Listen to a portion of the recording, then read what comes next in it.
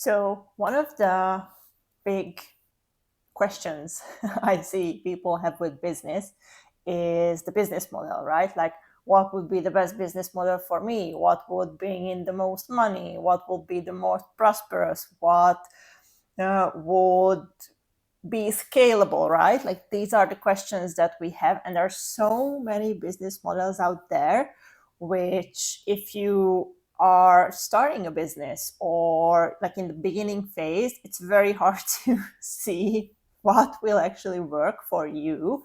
And that's a very, very important distinction, which I will get into in this episode. And what we end up doing is we try to force different methods, different business models on ourselves, because we see that, oh, okay, so that worked for that person, so it should work for me. Or memberships are hot right now, let's do memberships because that seems easy, right? And what ends up happening is we force a business model on ourselves, which is not aligned, which we don't enjoy, which doesn't bring in the fulfillment that we want. And because all of these, the money won't really flow as we want it to flow. And there are a lot of other things that play into how prosperous you can make a business. But finding the right business model for you, that is a key element to it. And not just to how much money you will make, but also how much you will truly enjoy the business that you are building for yourself. Because it's very easy to build a business that is actually exactly the same as the job that you left because you hated it so much, because it didn't give you freedom, you didn't enjoy the task that you were doing, you didn't find the fulfillment in what you were doing. And it's very easy to create that business for yourself. Super easy.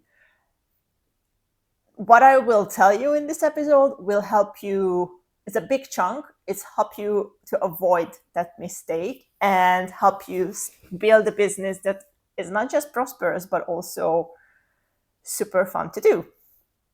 So, hello, welcome back to another episode for the podcast. I'm Daniela, your intuitive business coach, and I'm helping you build a business that is aligned with your soul pool and that will give you freedom, recognition, fulfillment, joy, and of course, prosperity.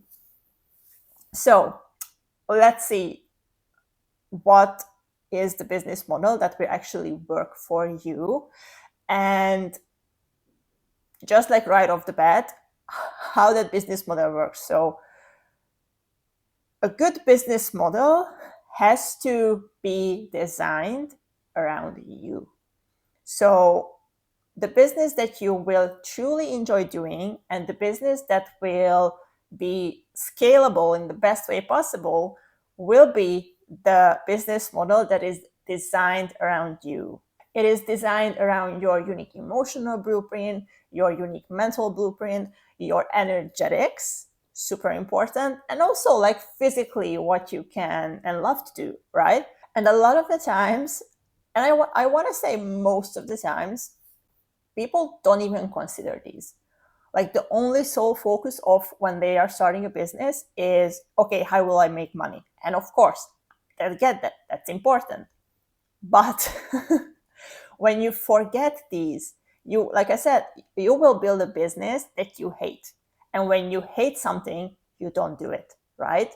When you hate posting on social media because that is not aligned with your unique blueprint, how you are designed, how you express yourself best, you won't do it. You will flake, you won't be consistent, you won't be creative, you won't want to try to figure out new ways on Instagram to do it. You won't do it when you have like a shitty day, which you will have a lot.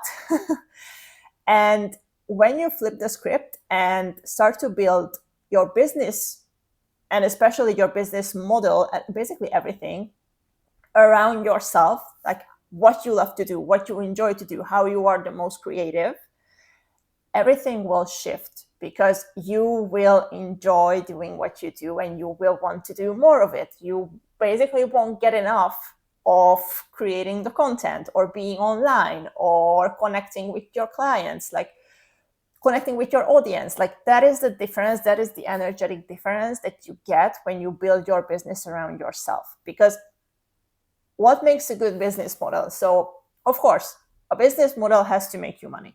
That's a given. I get it. And it's super, super important. But that's usually everyone that focuses on that. So I'm not really getting into that in this episode because, again, like all the other things that I'm sharing with you right in this episode will actually lead you to a more prosperous business. And I will tell you how.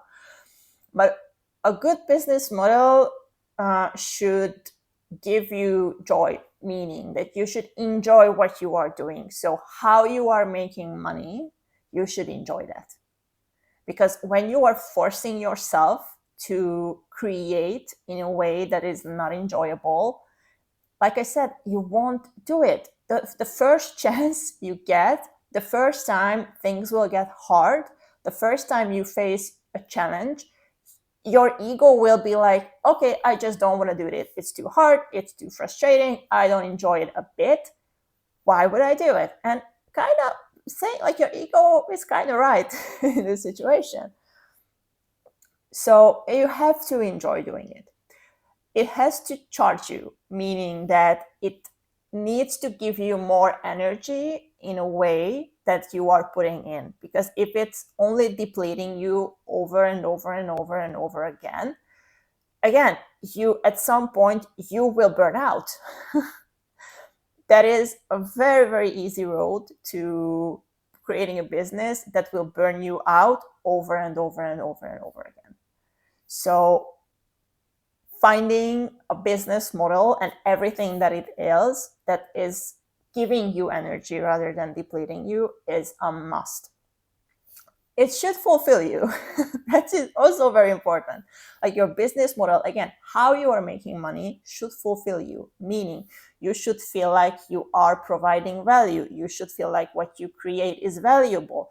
And again, like there's a lot of different pieces that goes into when you can feel valuable in what you create, and that goes into self-image. But you have to feel like that the way you are creating the value is valuable for you. Like it fulfills you. You enjoy it. You feel satisfaction after doing it. And when you force a business model on yourself, which maybe is not giving you that will only lead you disappointed. Another very important factor is you have to feel like you are not chasing clients. And you will not believe how much it actually depends on the business model that you are choosing, because your business model basically also entails like how you are getting clients, or at least in my vocabulary, I include that in the business model, because it's just the whole process of calling in the clients or matching up with the clients, however you want to call it, is a very big part of your business model, because this is how you basically make money. So you have to feel like you are not chasing. It has to feel natural. It has to feel easy. And if you are choosing a business model that is not aligned, it is forced on you, it's not aligned with your energetics, it's not aligned with your gifts. And I will get into like the five elements of what you should consider when you are picking your business model. But when you are not considering your design, it will always feel like you are chasing clients, because you will try to follow other people's ways of getting clients, and that a lot of the times it won't be the way for you. You can get bits and pieces that will work for you, but to get like the best version for yourself, where you really feel like you're not chasing people, that has to come from you, like how you are built. And also this will lead to sales being natural and not being forced. Because with the right business model, when you are feeling you're not chasing clients, but basically they are coming to you, whatever that means. So that can be a lot of different forms of clients coming to you. Again, depending on your design, depending on your energetics. But when that happens, sales won't feel forced because people are coming to you. So you already have their basically signature on, oh, okay, I'm interested in how you can help me. And that's a very different way of selling or going into sales rather than, oh, I have to push this on people, right? Like this is why we feel like sales is not our favorite thing, because we feel like it's pushy. But when you are in the right business model, which is based on your design, your unique blueprint, sales will feel naturally the next step of when you are talking to potential clients. You won't even think about it as sales because you are just like actually telling people what you do, telling interested people what you do, and they decide if they want to work with you or not, but you don't have to push yourself on people, and that's a very, very different feeling. Okay, so what is the first thing that you should consider when you're choosing your business model? And that is your personality. Now, by personality, I mean who you are, preferably at your core. And we have to differentiate between the core self and the conditioned self. So your core self is basically who you are at your core, your true self, without all the conditioning, all the beliefs, the limiting beliefs, the subconscious blocks, like everything. If you strip down everything that you basically beliefs and behaviors that you learned from others, we got your core self. And that version of you is extremely powerful. Now, we also have the conditioned self, which is basically the version of you who believed things about herself that is not true, or believed things about how the world works that are not true or not true for you, right? This will be like all the subconscious blocks. This will be all the habits that are not moving you forward. This will be all the beliefs that you have about yourself, which is maybe not aligned with who you truly are.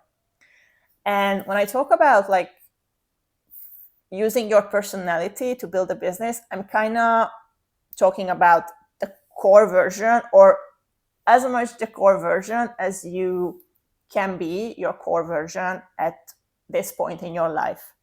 So we can also call it basically your most authentic self.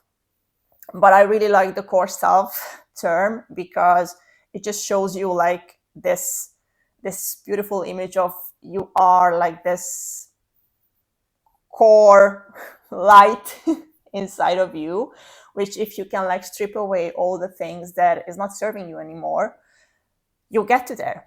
And basically that is the work that we are doing all of our lives. So how you get to that self is basically you let go all of the trauma that you had, specifically around visibility, because what happens is, and why we need to differentiate between the two is, you maybe would tell about yourself that you are an introvert. And that super easily can come from a trauma around visibility. Because if you learned when you were a kid, if you learned that, oh, okay, so if I am fully seen, if I am visible, if I am showing myself, if I am authentic, if I am sharing my needs, if I ask for things, if I share my thoughts, my ideas, I am shut down, or worse, I am in danger, emotionally, physically, mentally, whatever. If you had experiences, if you had experienced trauma around that, you can easily take on the identity of being an introvert. You can easily take on the identity of trying to keep yourself small and trying to keep yourself in the shadows because that feels safe. So what I want you to think about with personality is basically, what are my quirks? What would I be if nobody sees me? When no one sees me, like really, when I am alone and I feel safe to be myself, who you are in those moments, and use those qualities to try to figure out like, oh, okay, what would be, how would I love to share something in my business? How would I love to be seen if all those things weren't an issue? And that's that takes practice, first of all. And I have another tool for you which I love to use in my coaching for like figuring out, like using your personality, your soul's personality, to be more precise, on how to build a business model. But I just like wanted to bring this in because it's super, super important to start to notice the signs that you being afraid of, you not wanting to be the center of the attention, may not be your core self. It may comes from a trauma that you had as a kid when you were visible. And that goes actually hand in hand with the fear of being authentic. So that's just something to think about. With personality, I actually really love to use the tool of the Dharma archetypes, which I learned in the soul purpose coaching, in my soul purpose coaching method or course. Yeah. And these are basically 9 archetypes. Everyone has all the 9.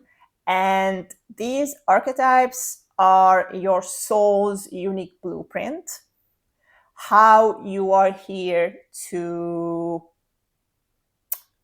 make your soul purpose a reality. These archetypes basically describe this. I'm not getting into detail of the archetypes. Maybe I will do like a different podcast about them. But based on what is your most dominant archetype, or I want to tell you like the top 3, which we usually look at. So based on your top 3 dominant archetypes, it will be very different for you what you will enjoy in terms of a business model. So for example, one of the archetypes is a nurturer. So a nurturer is here to connect deeply. That is a very big part of its sole purpose, to connect deeply. This is what she wants to experience, to fulfill. When she experiences that, she is good, she's happy, she's satisfied. So in this sense, if you have the nurturer archetype as your dominant one, your business model definitely should include some type of one-on-one work, some type of deep work where you can deeply connect with another person.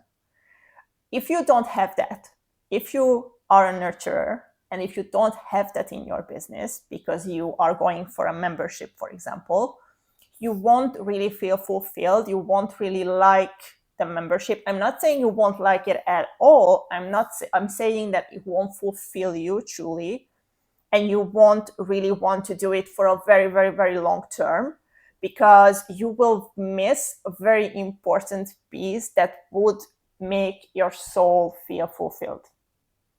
See, like that is the small, like difference what I'm talking about. Or another archetype is a researcher. A researcher is here to answer the whys, like the big whys of the world, the universe. And one of the main characteristics, personality traits of the researcher, that the researcher loves to go super deep into a topic. So if you have the researcher in you, if you love to know the answers to every question, you have the researcher in you. Everyone has the researcher, but if the researcher is your dominant archetype, you really would want an element in your business model where you can do like deep dive research for people whatever you are doing, the topic doesn't really matter. Find a way that you can do like deep dive research for people, for companies, like whatever, because that is where you shine. That is what you enjoy so much. And that is where you do your best work. And people will feel that on the other side. Or I will do one more. So the third one is, let's do the teacher. So the teacher is basically here to teach wisdom through experience. So give you aha moments, teach you whatever the teacher learned in a lifetime or in different like phases of its life. And that what like drives it, that what gives you, if you have that, like that what gives you fire. Basically, you love to teach what you experienced. And the teacher really obviously likes to share things. So if you have that archetype, you need to have a type of element in your business model where you can teach. So, for example, a template-based subscription model wouldn't work for you because in that, you're not teaching. You feel like you're not teaching, you're just creating templates. And the teaching element is missing. Now, it's easy to get in the teaching element into those templates because you can like maybe have a different section when you are teaching people how to do like different templates. But you can see from this, like this is how it actually, the Dharma archetype specifically and your personality specifically plays into role into the business model that you're choosing. Because if you are just creating a template and nothing else, maybe your subscription will be okay and people will come. But sooner or later, and my bet is on sooner, you will get so fed up with it that you want to quit. Because one of your main soul desires of teaching is not fulfilled. And until these archetypes, specifically the dominant archetypes, are not fulfilled, you will feel this ache in your soul, literally in your soul, that something is off. Something is not right. Something is missing. I'm doing everything perfectly, and I'm just not feeling it. I'm just not loving it. I'm not enjoying it. And that's when you start to like switch things and jump to the new thing because this doesn't work or this doesn't bring me fulfillment. It really brings you like in a not the best spiral that you can go in. So for a teacher in a business model, you can do one-on-one coaching, you can do group coaching, you can do workshops, you can do memberships, but have the teaching element in the membership. So you feel the fulfillment that you want to feel. Okay, the next one is energetics. And that could be a whole other different topic. And I really don't want to go into this like super deeply. So what I want to focus on in this episode is the tool that I use the most in my coaching. There are a lot of tools that I use, but this is the one I use most, which is human design. And human design is an amazing tool to understand how you are built energetically and how you connect with other energies, specifically with people, the best way possible, the most aligned way possible, the easiest possible. And we want that. We want easy, we want flow, we want fun in the business, right? So what can you use? Basically everything from human design. I will give you some examples. But anything in your human design, if you like really understand how you are put together, is an amazing guiding point on how you can build the perfect business model, the perfect business for yourself, to be honest. So the first is the energy type and the strategy that you have.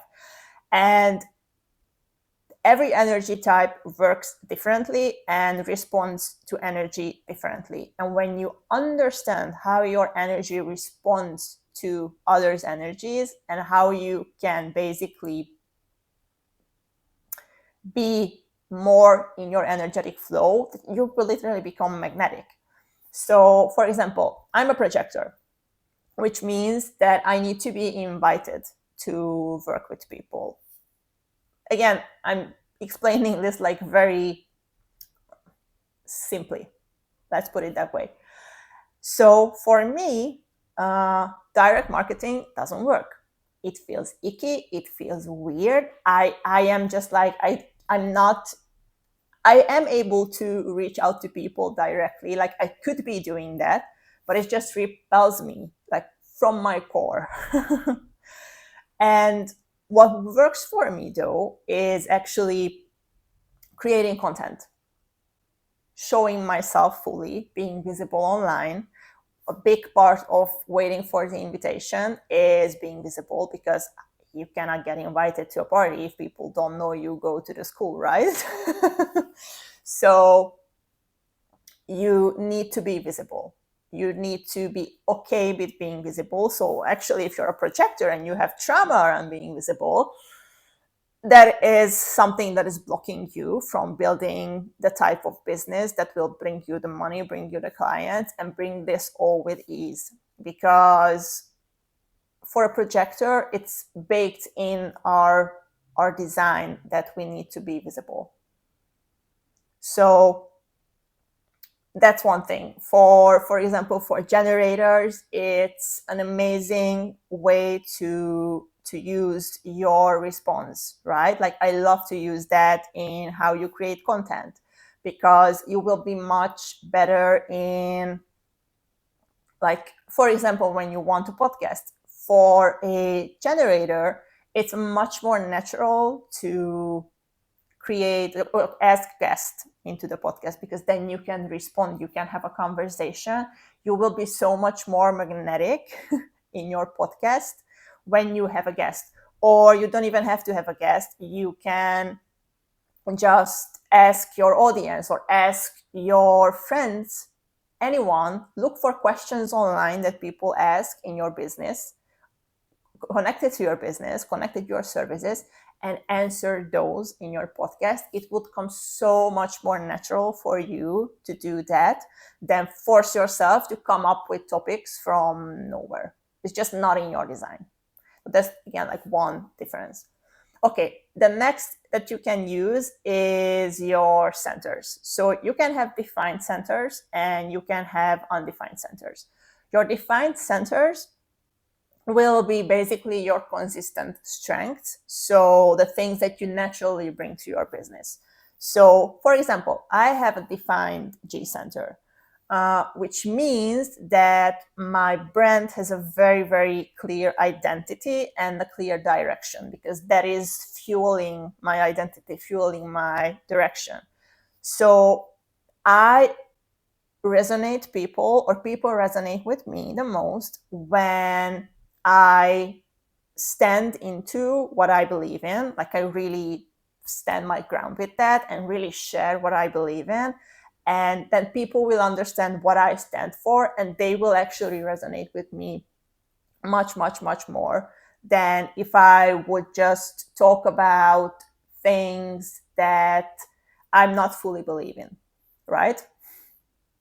With your undefined centers, those will be areas that you pick up and reflect back to other people. So your undefined centers basically like not collects energy, but like lets through others' energies.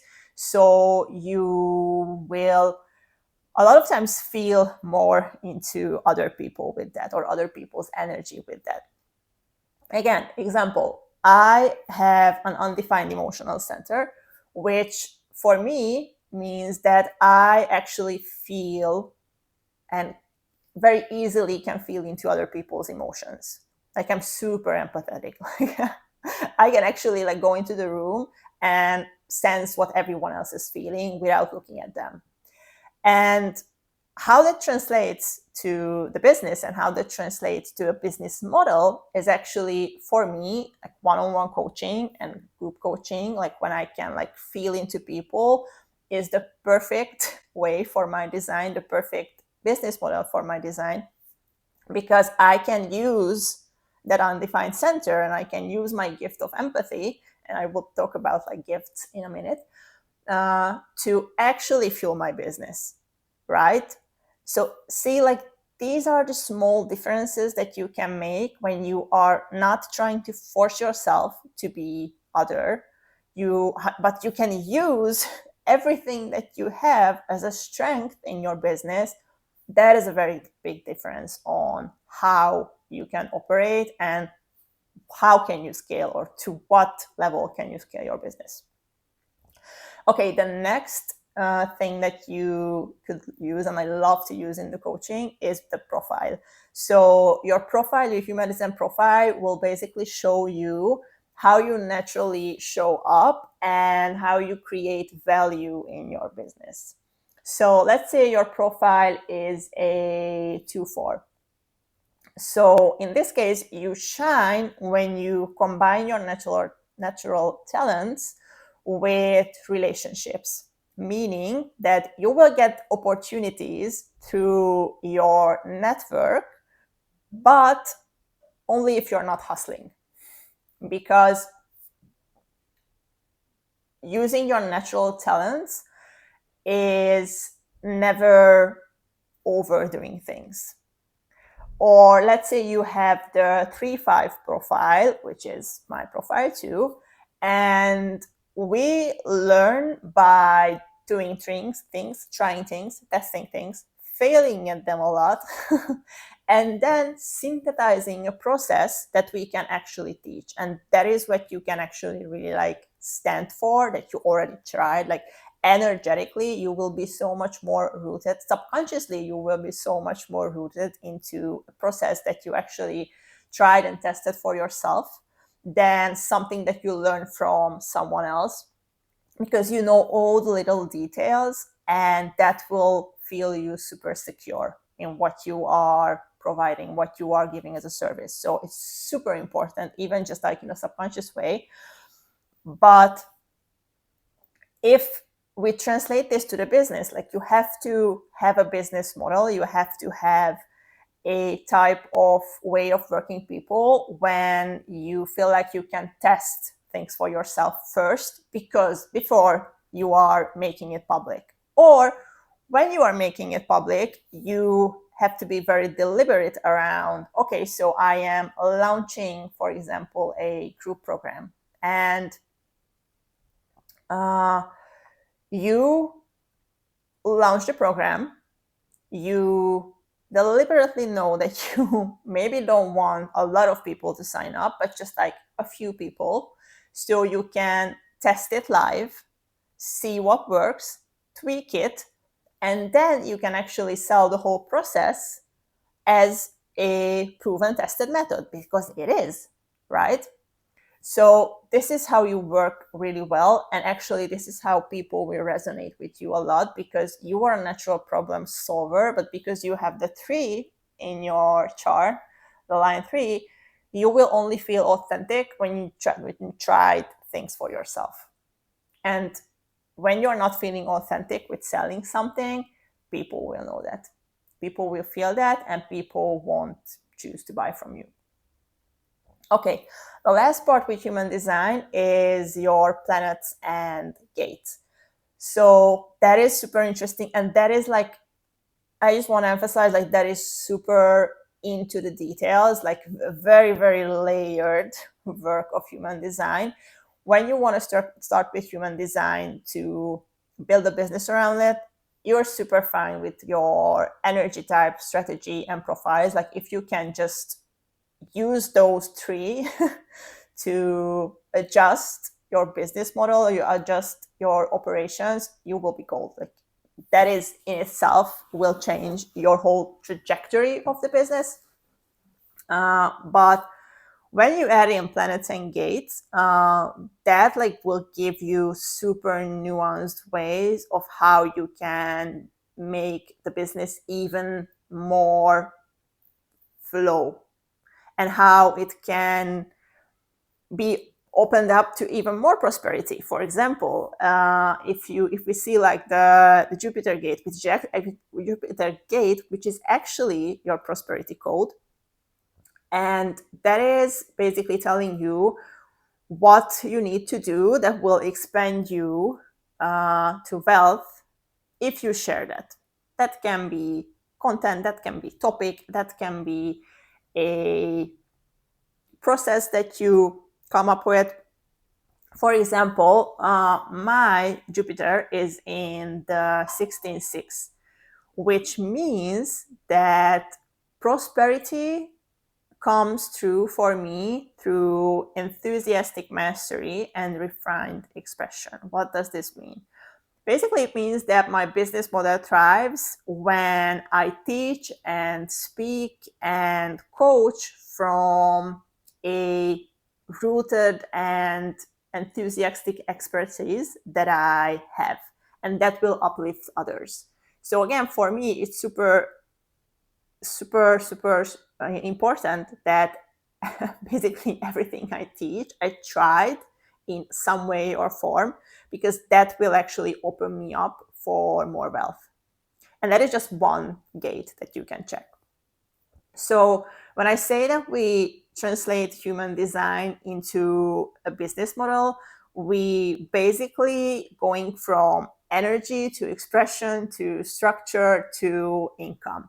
So first we align your energy type, so how you create the best, then see how you express it the best through your profile and your gift. And then we build a structure that actually honors your rhythm, like how you like to go through your day to day, basically. And because of these, money will actually start to flow naturally, because you are not forcing yourself to be someone else, not forcing yourself to do things the hard way, but you are learning to work with what you have. And there's a very, very big difference. Okay, the third puzzle piece of your ideal business model is your values. And by values, I mean all the values that you have, like your core values, basically freedom, integrity, honesty, fun, play, like whatever is your value. Like, first of all, you need to know your values. That is point zero in this whole thing. And then you can start to use these values to build basically your operating system, like how you operate your business around that. Because when you are clear on your values and when you use those values to create the boundaries in your business, that will actually give you a operation model, like how you operate your business, that will feel light, that will make you feel like you want to do this every single day, and you want to feel with your business, you want to have this feeling that if I have to do this for the rest of my life every single day, I would be happy to do that. It doesn't mean that you have to do that. It's just you need to start to have that feeling, because the type of enjoyment and love that we want to get from our business can only come if the day-to-day operation of our business is something that is aligned with what we want to experience, right? What does this mean? So, for example, one of my main values is freedom. I want to feel free. I want to feel like I have a freedom of choice. I can do whatever I want. I can do it whenever I want it. Like, I don't have any constraints on how I do things, when I do things, what directions I am taking. Like, it's very, very, very important to me. Anytime I feel like that is not the case, that is not happening, my creativity starts to shut down. My mood went down the drain. It's just, and actually, I start to resent the things that I actually liked before. And I went through this whole process with my business myself. So when I first started my business, my Hungarian business, it basically blew up. Like, I started to get clients every single day. My month like filled up. And what happened is, basically, I wasn't aware of using my value of freedom in my business, like how I'm operating my business. So what happens is, basically, I was filled from Monday to Friday full of clients, which is an amazing thing, right? Like everyone would say, oh my God, that is so amazing. Yeah, it was amazing for like a month or maybe like 2 months. But by month 3, I was just like so super exhausted. And I just like started to dread the coaching, which I actually love to do. Like I truly love coaching people. And I started to dread the sessions because it felt like just a never ending hamster wheel of coaching and coaching and coaching. So there was a lot of things playing out here. One was that I did only do like one thing that was fulfilling me and not the other things. And the other like mainly part, most important part was I wasn't honoring my value of freedom. So what I did is basically and this is where it gets tricky, and this is when you like, again, like you need to be able to set those boundaries. And if you have trauma around those boundaries, for example, saying no is you have trauma around that and you cannot say no to people, it will be very, very hard to build in these values for yourself because you will put others in front of you, right? What I did is basically I set the boundary of I am only coaching from Tuesday to Thursday. So I had 2 free days, it was already an amazing upgrade for me. And I also set the boundary that I'm not coaching before 10 a.m.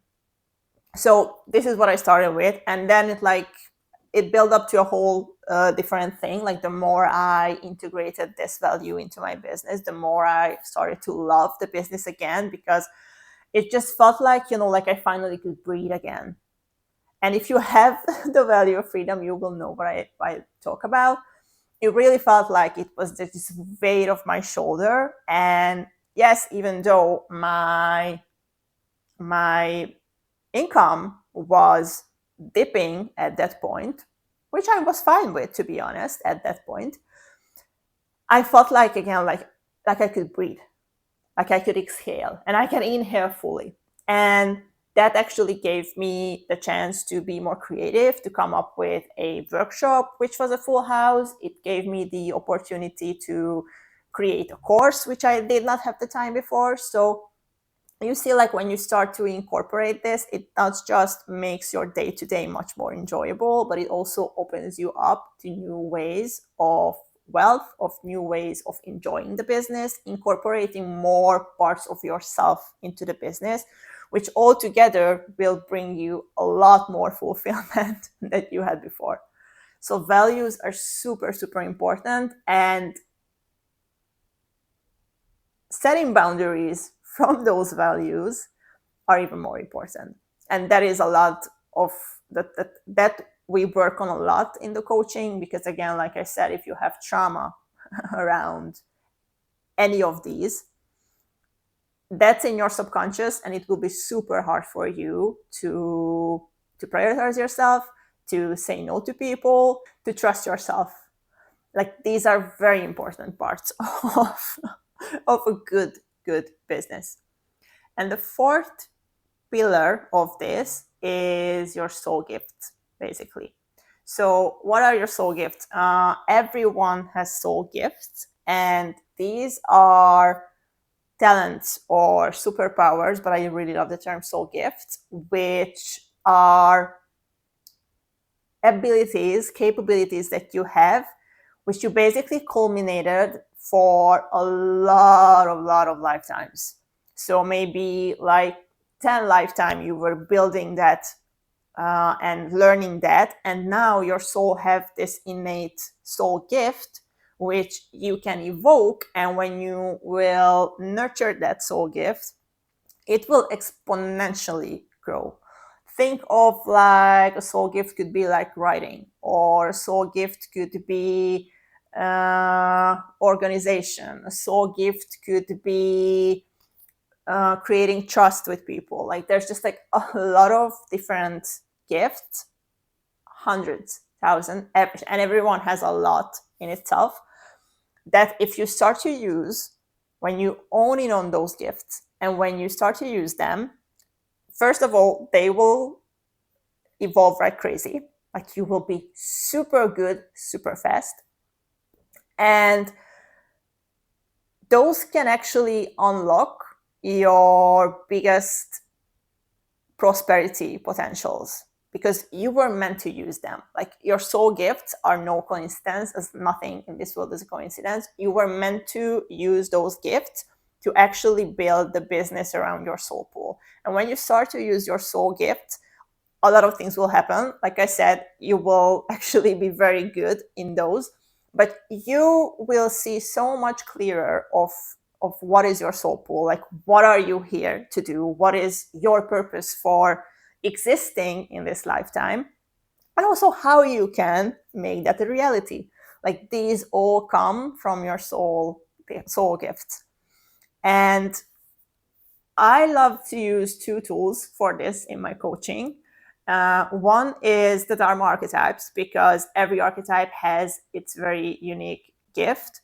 So, like we said, that was the teacher. The teacher has a gift of seeing the patterns, seeing the connections in things that people don't make a connection on, don't see, like, okay, how these two are relating.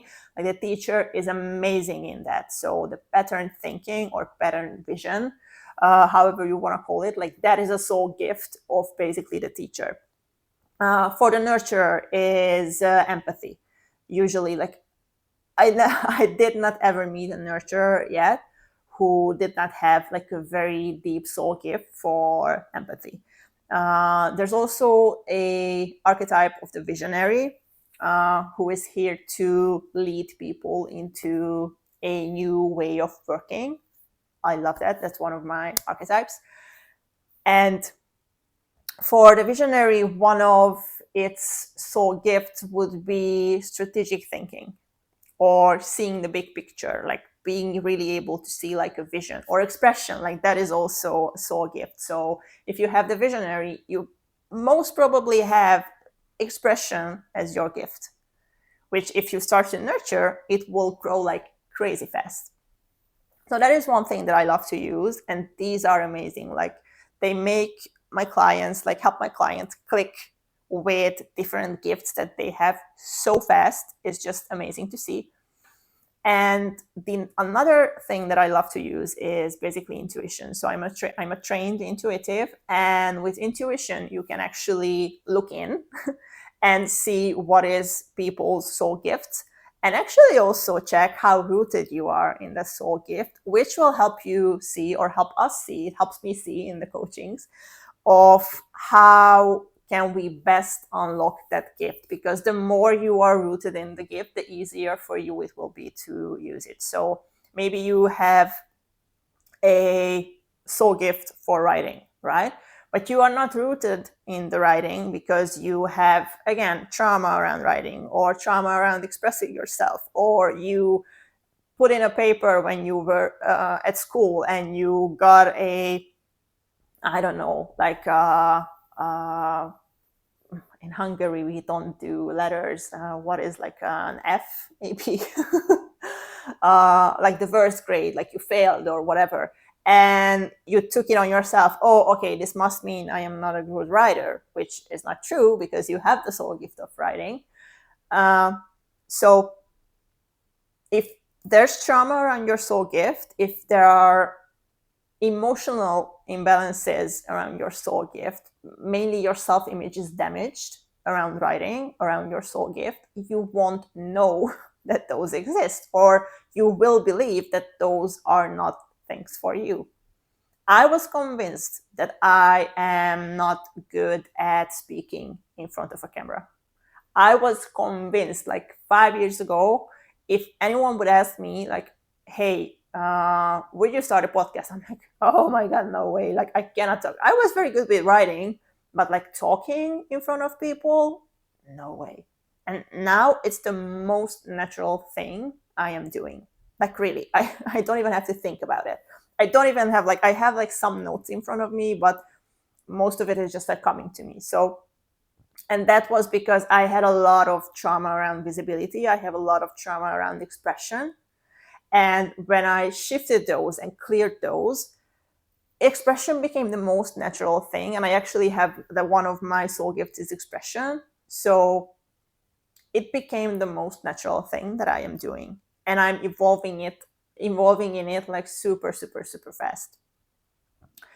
So this is what happens when you start to root into it. And with intuition, we can see like, okay, why are you not rooting it? So what is the trauma that is blocking you from rooting into this soul gift?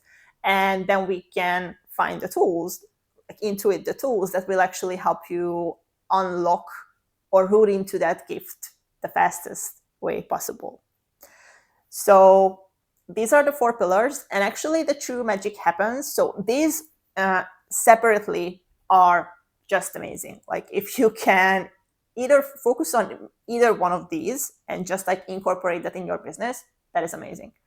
But the true magic, like the magic happens when you mix and combine these. And even within the 4, like you can go in so many different directions. And you mix these 4, you will have such a unique business that is no way copyable. Like no one in this world, I want to say no one in this universe will be able to copy what you do.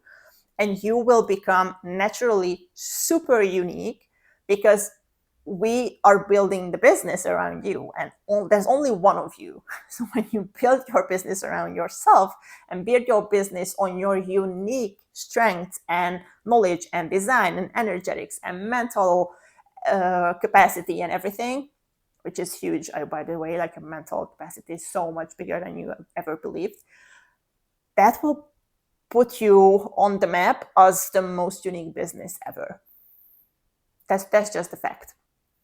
So if you're interested in figuring out what can that be, you can book a free clarity call, which for the link you can find in the description, where we can actually check your first step on how you can align your business with yourself.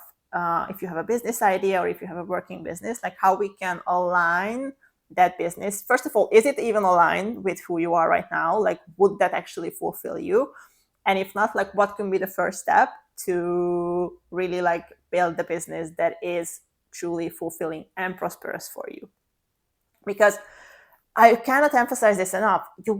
Why would you build a business that you don't love? Why would you build a business where you don't actually enjoy the day-to-day doing of that business? Because that will be the time that you spend with your business the most, right? Like, yes, the prosperity is great and we want that and it should come. But if you, in return, hate what you have to do for that money, that is actually just having the same job. But you don't have one boss, but you have like 1,000 different bosses because every client becomes your boss in that sense. So focus on building a business model where things flow, what you enjoy, and where you have fun. And I promise you that sales will become natural and money will become natural because of these things. Okay, thank you for listening to this episode and see you in the next one. Bye.